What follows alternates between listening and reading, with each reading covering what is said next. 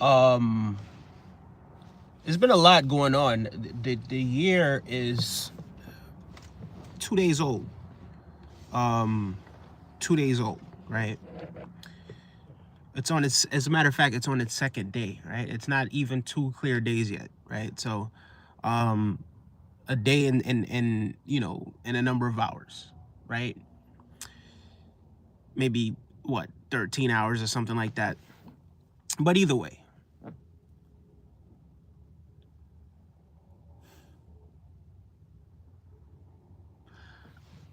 I kind of I've heard these things, right? Like I've heard about a few situations that have happened around the country. One situation happened in Vegas. I believe it was Vegas, if I'm not mistaken, where there was like some sort of some sort of cyber truck, something that happened with the cyber truck. And now this situation right here, that I'm hearing about, that happened on Bourbon Street, evidently in New Orleans, right? But this is one of those reasons why I tend to just avoid a lot of these really big crowds, right? The only time you'll see me at a big crowd, I'm not even gonna give. It's not often. Just put it that way. It's not often, but it's just rather unfortunate that you have people out there that are willing to do these things to people that they don't know, that they've never met, that they don't have anything against, and the reason being, I'm not even entirely sure. Hold on, give me 1 second. I'm not even entirely sure if they even know what the reason is, why they did what they did.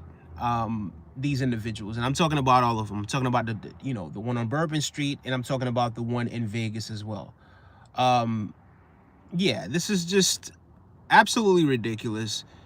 You don't know these people, right? You don't know these people.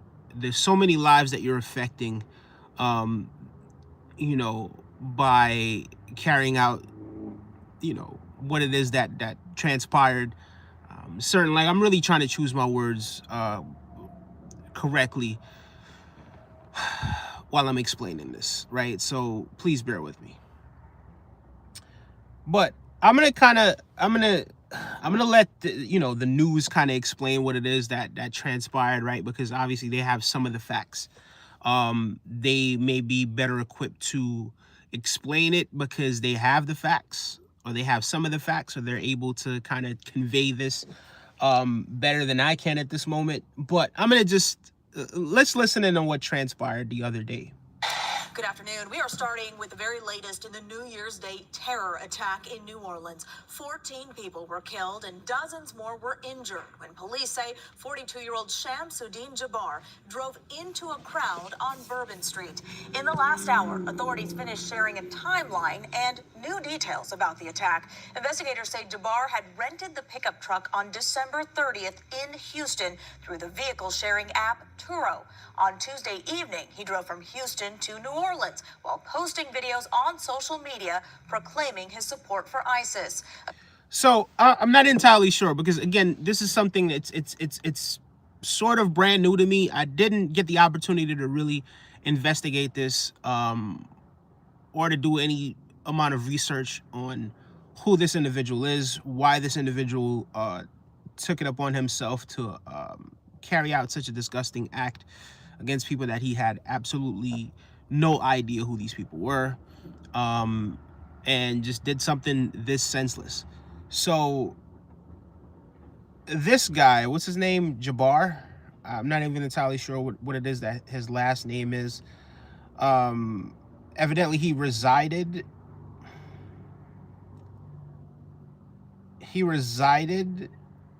in the area. Not entirely. Anyway, let's find out. Let's find out some They more. say Jabbar joined ISIS before the summer of 2024. Okay.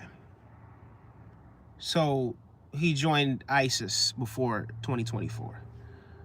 Wow. FBI agents also provided more details about those 2 IEDs that were found near the scene and rendered safe. As authorities continue the investigation, they say they do not believe the public is in danger and have increased security ahead of this afternoon's Sugar Bowl at the Caesars Superdome. Now, this is something where I'm not even entirely sure what it is that's happening with the Sugar Bowl and all of that sort of stuff, right? But at times like this, and, you know, even though you're increasing security, this, that, and the third, at times like this is when you postpone things like the Sugar Bowl. This is when you push these things back. Regardless of how much money went into it, all of that sort of stuff, people are going to have to reschedule. This is when you push things back, because if something happened in that city or in that county that's this drastic, and it happened in large crowds, this is when you push these things back, right? Like, everything is not just about money, right? What about the lives of the people? And I'm not saying that, you know, definitely this is something that's absolutely going to happen again, but at the same time, you know, give people an opportunity to mourn. Give people an opportunity to really pass, you know, to go through this situation, postpone it, and then have it at a later date. Like, I'm not entirely. Thrifty, what's going on, sweetheart? How you doing, Thrifty? Hope all is well with you. Hope all is well with you. But yeah, like I'm saying, this is a time when you kind of give people the opportunity to just go through the situation, right? So evidently this weekend, I think she said this weekend is when the Sugar Bowl is happening, but yeah, it's okay. You could postpone these things. You don't have to just, you know, right off the back of an attack like this, you go and gather another large group of people. That just doesn't make any sense. For me, that's a bad call. In my opinion, that's a terrible call. But the investigation, they say they do not believe the public is in danger and have increased security ahead of this afternoon's Sugar Bowl at the Caesars Superdome. Nicole okay. Valdez has more from New Orleans. Law enforcement searched the Houston area home Thursday of the driver who intentionally rammed a truck into the crowd in New Orleans on New Year's Day. We do not assess at this point that anyone else involved in this attack is involved in this attack except for Shamsuddin Jabbar. The FBI has identified the attacker as... Well, I'm not entirely sure. Well, pardon me. They just declared that this individual joined ISIS over the summer, right? I'm not sure why they're ruling out other people, right? I'm not sure if they just think, oh, this person just willingly just got up and just acted alone, like there wasn't a battery in his back or anything like that. Like I'm not sure what the thought process is. Obviously, I'm not looking on the evidence. They have more evidence than I do, right? At this moment. But at the same time, when you think about it, if they said in 2024 that he joined ISIS, how could it be that, and look, and I could be wrong, it could be that he's acting by himself. It could be. But at the same time, you just joined the gang, or not the gang, but the organization, right? We're just going to use that for lack of a better term. You just joined up with these guys. And then, in a matter of months, you take it upon yourself to do something like this. It could be that he acted alone, but at the same time, who knows?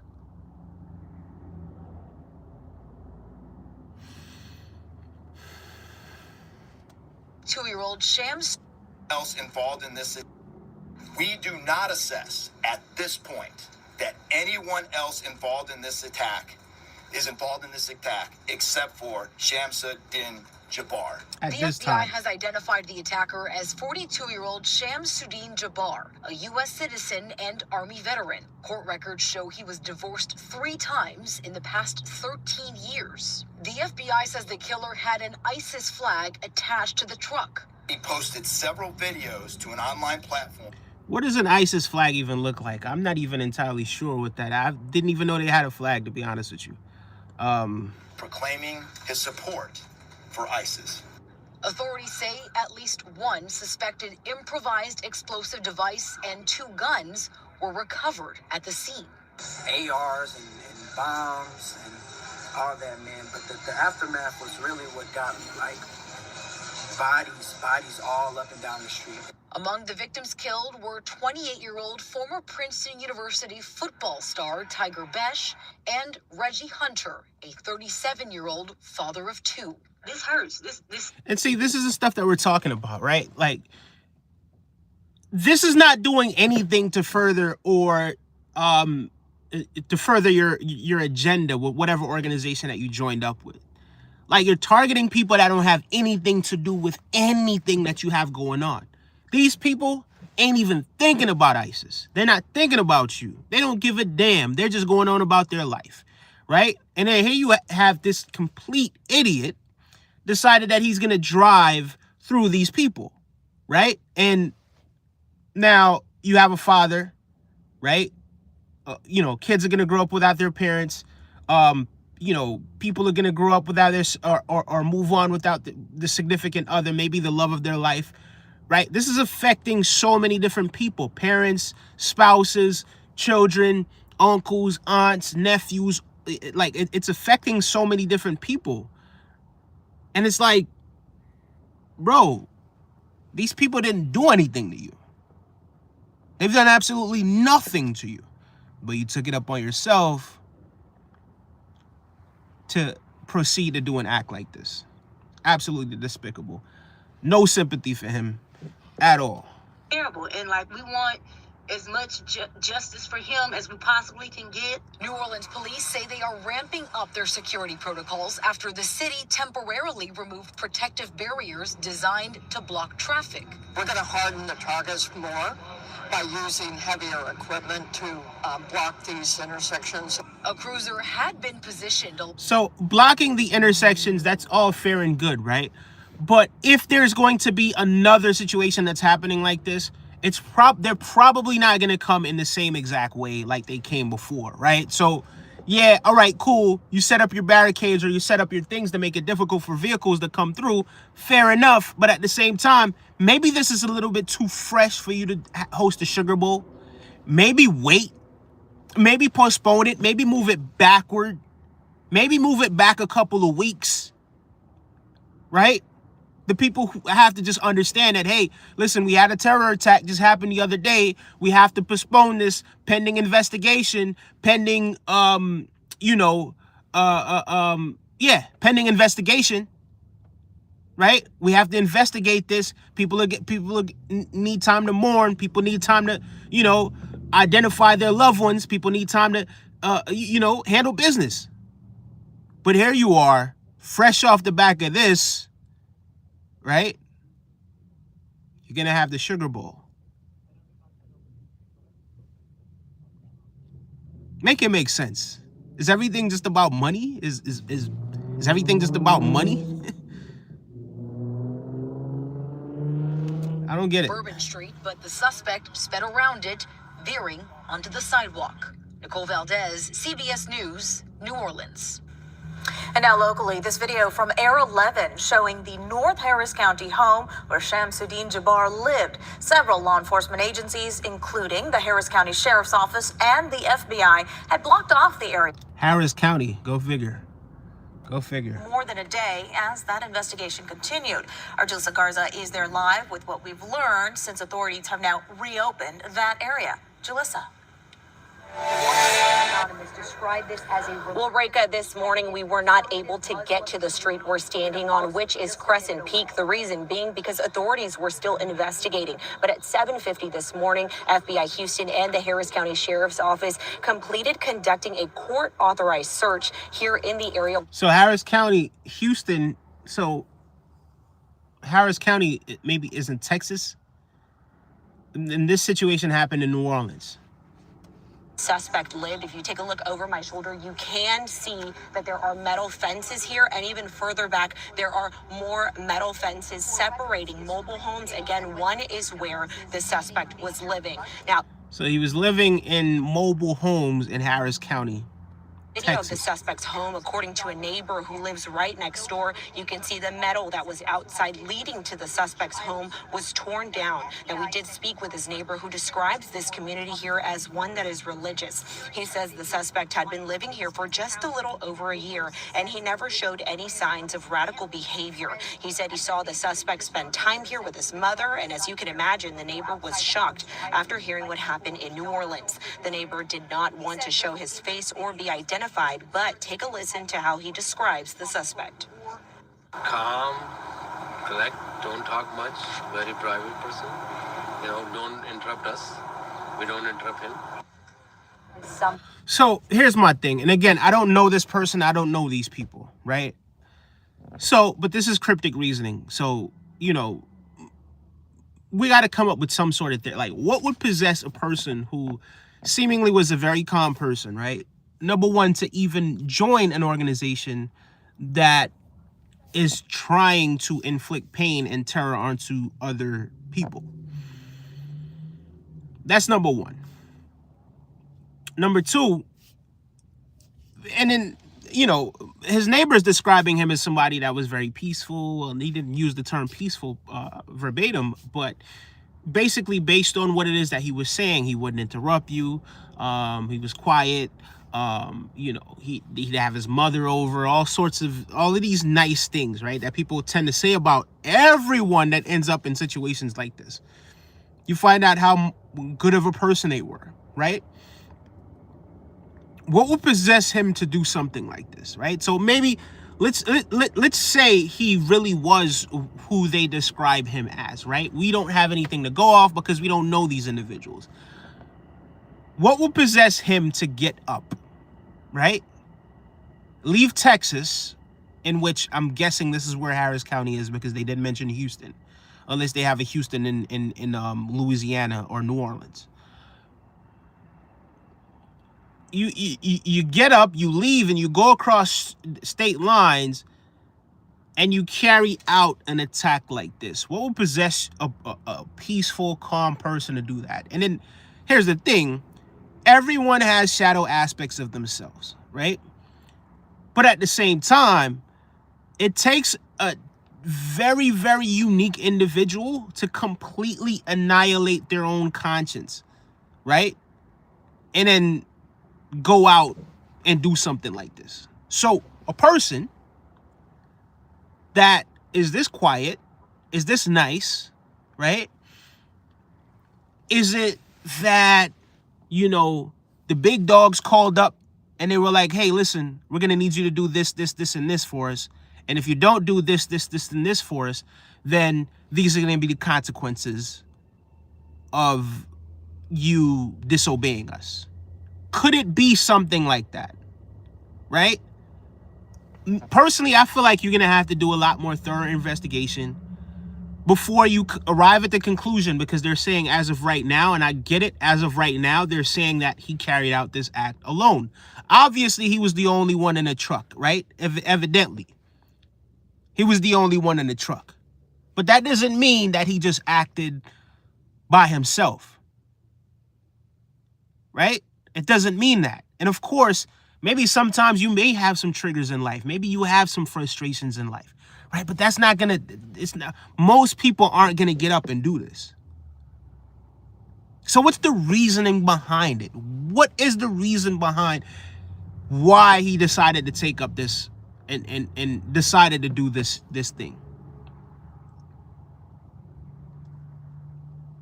And I think once you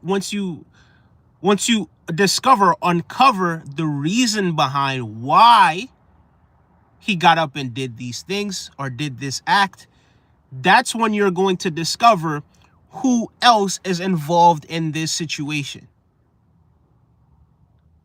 I don't know if he's still alive. Is he still alive? Guys, let me know. Thrifty says, yes, it's Houston, Texas. Is he still alive? Guys, let me know. Let me know if he's still alive. I'm not even entirely sure. Now, the neighbor also tells him. If he's still alive, yeah, there's going to have to be some sort of interrogation. Maybe they're going to have to look at some of his records, all of that sort of stuff to see who he was in contact with. Maybe he's going to be one of those guys that's just going to be like, oh, he's unalived. Oh, okay. Oh. Well, then there you go then. There you go. There you go. But because this thing happened, I don't think people should be letting their guard down this quick, this easy, right? Having the Sugar Bowl this, where's the Sugar Bowl? I don't even know what the Sugar Bowl is. Sorry about that. Sorry about that, guys. Hold on. I don't even know what the Sugar Bowl is, if I'm honest.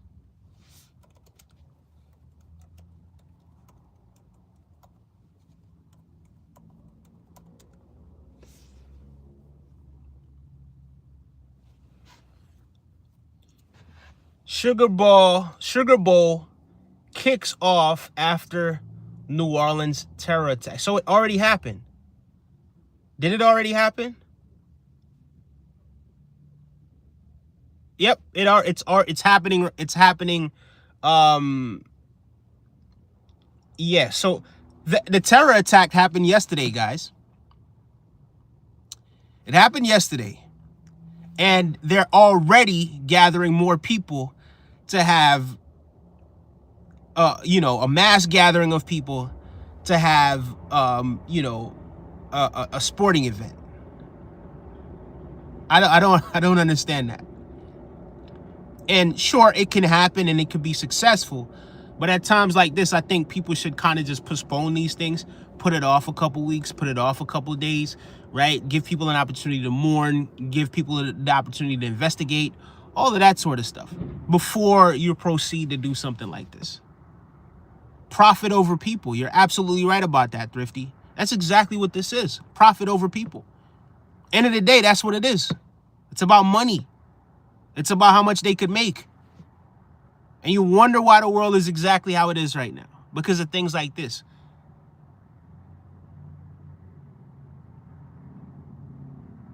And I understand being resilient, but this isn't, you don't get to hide behind resilience when it comes to this.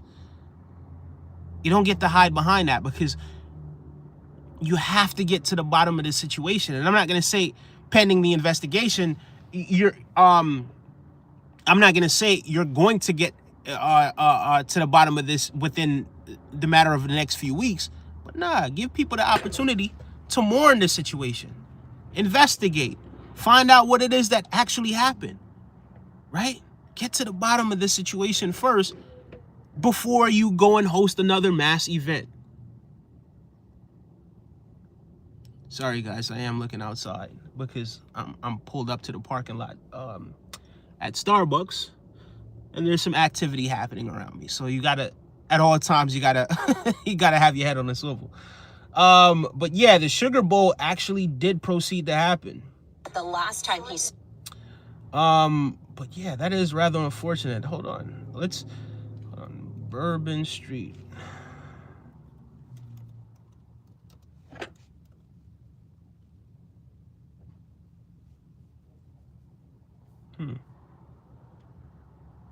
42-year-old Shamsuddin Jabbar was born and raised in Beaumont, Texas. He graduated from Georgia State University and served in the U.S. military. I've been here all my life, with the exception of traveling for the military, where I spent 10 years as a human resources specialist and IT specialist, where I learned the meaning of great service. Other soldiers. Now, the thing is with this guy, it's kind of difficult. Like, usually I kind of know people. Like, it's a lot easier for me to determine what ethnic or what ethnicity someone is.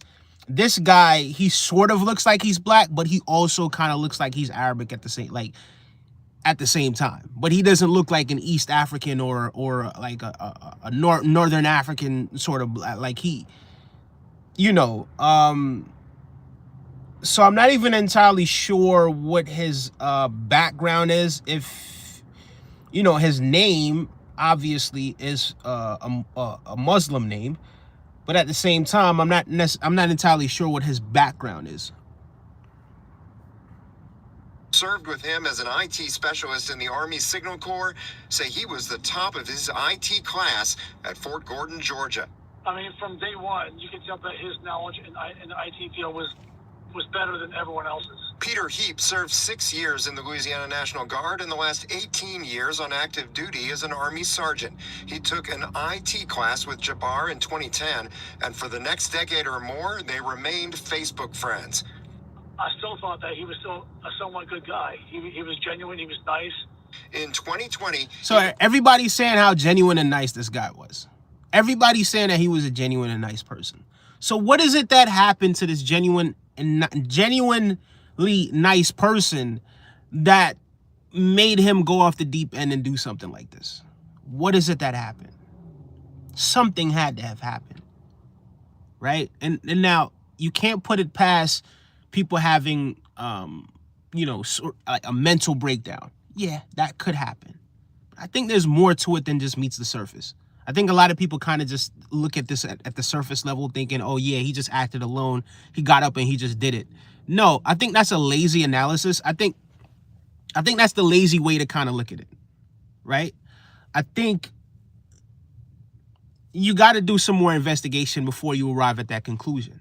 You have to do some more investigation before you arrive at that conclusion, right? Because this isn't something where you could just be at the surface level with it. And just, you know, case open, case closed. Oh, he acted alone and shut the door, right? Because now that opens another door for something like this to happen again. And for you to dismiss the situation again, saying, hey, this person also acted alone. But they happen to be a member of a terrorist organization. So I think maybe they're just saying, oh, this is what it is that we've arrived at right now. Maybe in the future it'll be something else, but yeah, not entirely sure. He said PTSD, bro, says NM Fun. It could be, man. It could be PTSD. It could be. You're right. It could be PTSD, right? But at the same time, let's not arrive at that conclusion without actually investigating and getting some evidence and, you know, getting some intel, finding out like who was he in contact with, what triggered him, what made him decide that this is the best course of action for him to do. This video about his budding career as a real estate agent in Houston, Texas. What really sets me apart from other agents is my ability to be able to, one, be a fierce negotiator. And public records show that Jabbar remained an active American citizen after his honorary discharge from the military, voting in the 2020 presidential election. Heap said Jabbar used to make pro-Islamic posts on Facebook, but nothing radical. I would not categorize him as being a Muslim extremist at that time when I knew him. Not at all. I think sometime between when I knew him and now, he got radicalized. Now, the FBI says Jabbar's the same man who drove a pickup truck with an ISIS flag mounted in the back and committed a heinous act of terror. The FBI says he's the driver who mowed down dozens of people on Bourbon Street after 3 a.m. on New Year's 2025.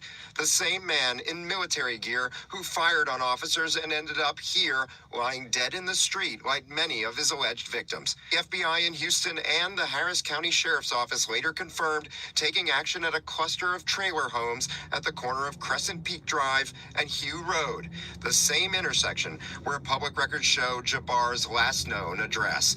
David Hammer, WWL, Louisiana.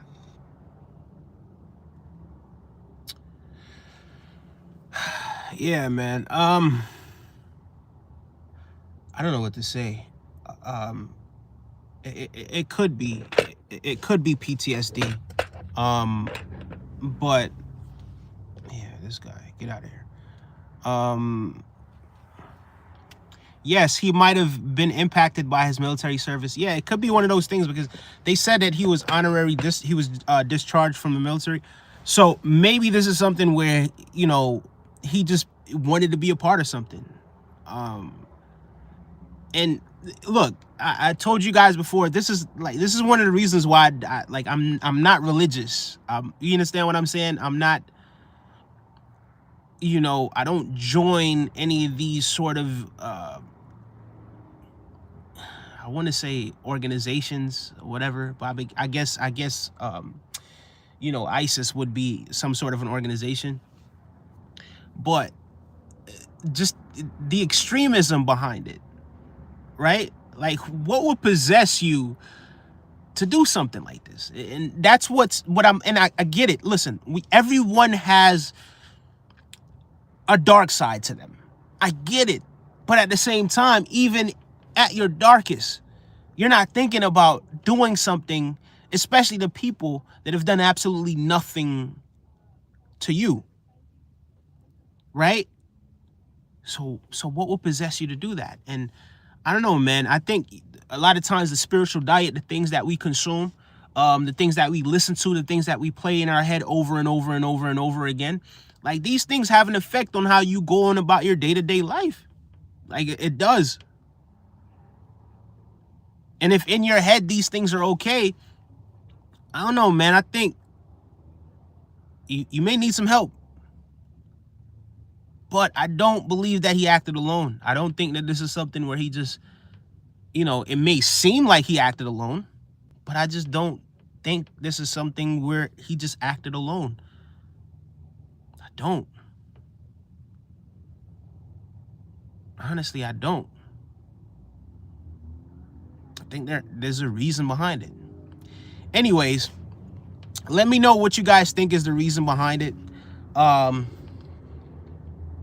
Someone says 0 combat deployment though. So okay, because they did mention IT. So he never went to war. So there was never any sort of combat or anything like that. So then PTSD may be ruled out. Maybe he has post-traumatic. You don't have to necessarily go to war or be in combat to suffer from post-traumatic stress. But at the same time, it's like, you know, I don't know. This is, and it's hard to really kind of, you know, fix the puzzle or you know, figure this out without having any evidence or without doing any investigation. So this is just something where, you know, we can all just throw ideas out there, but they're just ideas, right? It could be something where he very well did it by himself, but I highly doubt that this is something where he just did it by himself. I think there was definitely something or somebody putting the battery in his back. And of course, maybe the ideology and the things that he was being taught was something that was being echoed around his head.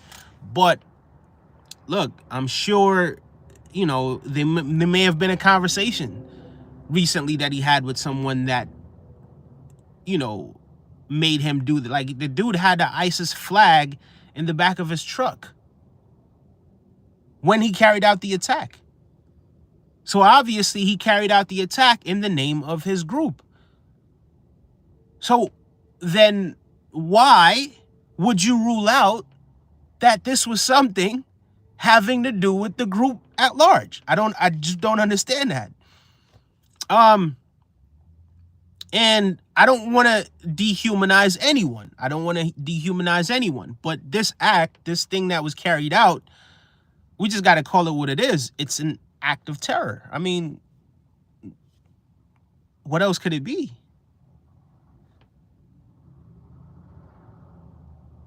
What else could it be? You know, dozens of people, not dozens, but over a dozen people are unalived due to this situation. Over a dozen people. That's a lot of people. And it could have been more. So, I don't know, man. I don't know. But, yeah. And this isn't the only one either, because there was another situation that happened in Vegas as well. So, is this a sign of things to come? Is this a sign of things to come? Anyway, let me know in the comment section what you guys think. Do you guys believe that he acted alone? Do you believe that, you know, this is, you know, some sort of post-traumatic stress disorder? You know, and again, you don't have to have gone to war to have post-traumatic stress disorder. People have been through various different situations that may have, you know, that's just traumatic. You understand what I'm saying? Like a lot of people have. So, you know, I don't necessarily know if it's PTSD, but you know, what do I know? I'm a guy from the outside looking in. I don't have the evidence, but I just don't. I think it's lazy to really just chalk it up to he just acted alone, right? He just decided spur of the moment that he was going to do that. I think there's more to it than that. And I think, yeah, I think they ought to do a little bit more investigation as well.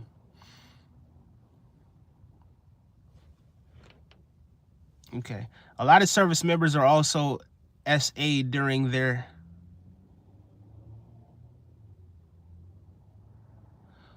What do you mean when you say SA, Thrifty? Is it the SA that... What exactly do you mean when you say SA?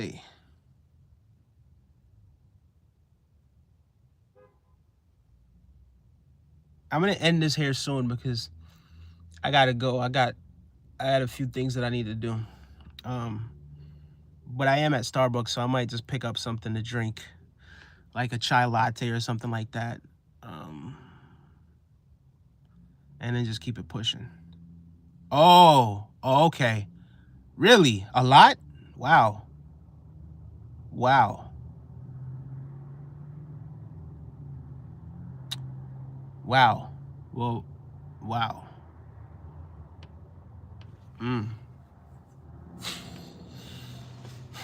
That's unfortunate. That's unfortunate. That's never good. Whenever things like that happen. Before you leave, shout out. Big ups to Jose Ramirez. Thank you for tuning in, tapping in. Make sure you guys do subscribe to the channel. Give it a like on the way out. Like I said, I'm at Starbucks, so I'm about to get something to drink before I dip. And then I'm going to go on about my business. But big ups to each and every single one of you. Thrifty Simplicity. Love as always. Thank you so much, sweetheart, for all it is that you do. Look, 2024, I'm definitely going to get back to the consistency again.